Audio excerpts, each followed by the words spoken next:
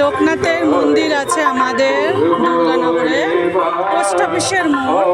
তো ওখানে অনুষ্ঠান হয়, তার জন্য এই সাজগোজ সাজসজ্জা।